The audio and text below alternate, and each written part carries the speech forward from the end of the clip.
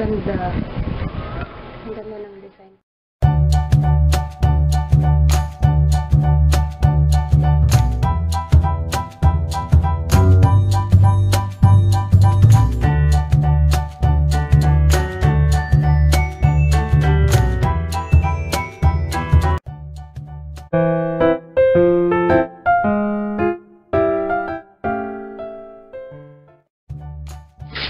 May bagong unboxing tayo.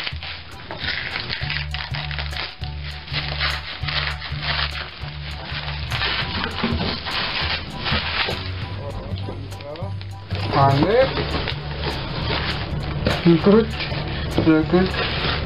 Ganda. Tama lang yung ano yung lock niya. Okay. Dalawa yung pinagpipilian ko niya ni may black. Pero yan ang nagustuhan niya. Gusto ko.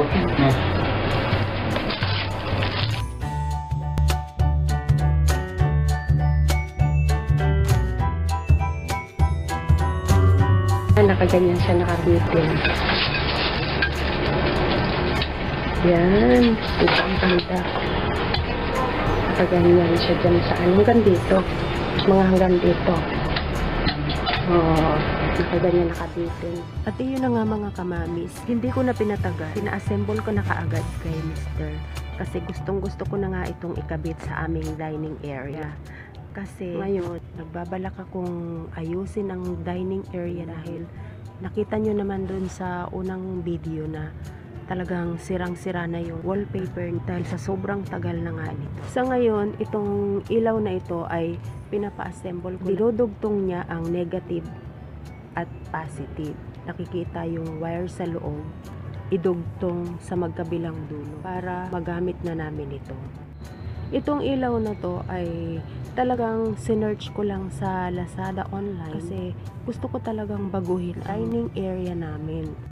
Kasi gusto ko naman maging maayos ito kahit na maliit lang.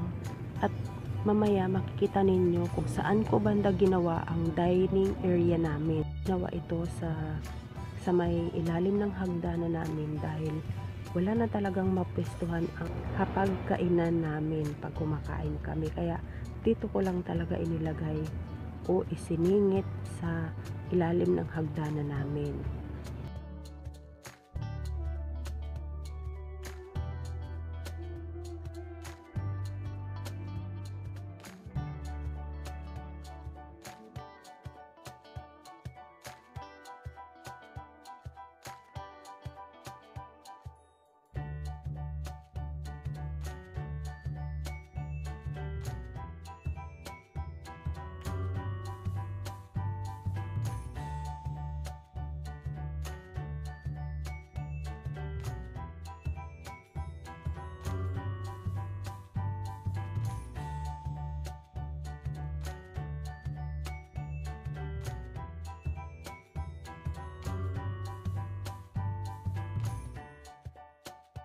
Kaya nag-search talaga ako sa online na gusto ko maganda naman ang ilaw namin. Kahit na ganito lang na isiningit ko lang siya sa ilalim ng hagdanan namin. Gusto ko maging maayos pa rin ito kahit na maliit lang na space. Sa totoo lang, habang ina-assemble ito ng hobby ko, hindi ko talaga alam ang tawag dito. Nakalimutan ko na, pero mamaya ilalagay ko na lang sa description box kung ano ba ang tawag ng ilaw na ganito. Nakuha ko lang naman siya online sa Lazada sa halagang 146 pesos. Sobrang tuwang-tuwa talaga kami kasi syempre kahit na mumurahin lang ito, talagang maganda talaga siya pagka lalo na pag binuksan na yung ilaw kasi tinesting namin ito. Ang ganda talaga niya. Ayan, makikita nyo naman ang ganda talaga niya Hindi pa yan nakakabit pero ang ganda niya na talaga. Lalo na si Onel tuwang-tuwa talaga dyan sa ilaw na yan kasi talaga ang ganda ng ano niya, ng design. Iyan talaga ang gusto kong design. Pero marami namang iba't ibang klase ng design doon na mapagpipilian. Pero ito talaga ang napili kong design kasi simple lang siya. Ayan. Di ba nakakatuwa talaga, oh? Ang ganda-ganda. Ayan, kung mapapansin ninyo, dito lang talaga sa ilalim ng hagdan namin ikinabit. Kasi wala na talaga ibang pwesto ang bahay namin kasi maliit nga lang ito. Ayan, kaya ako kumuha nito dahil gusto ko talagang ayusin itong dining area namin para pag kumakain kami, maayos naman siya tingnan. At ayan nga, nakikita ninyo yung wall namin, mga sira-sira na talaga yung wallpaper. Ayan, mga gula-gulanit na kasi bago talaga mag-pandemic, naikabit ko na siya itong itong wallpaper na to sa dingding namin.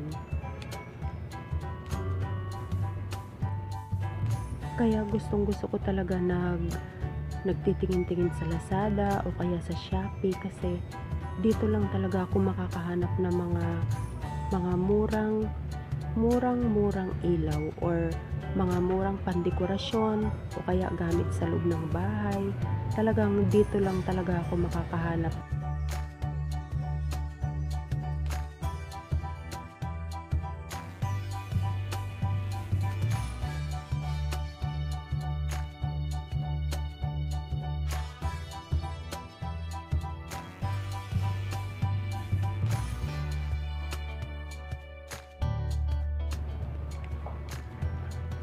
Ito guys, ang natapos ko na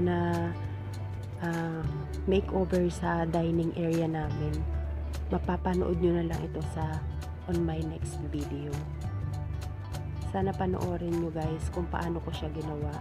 Ayan, maliit lang kung mapapansin niyo.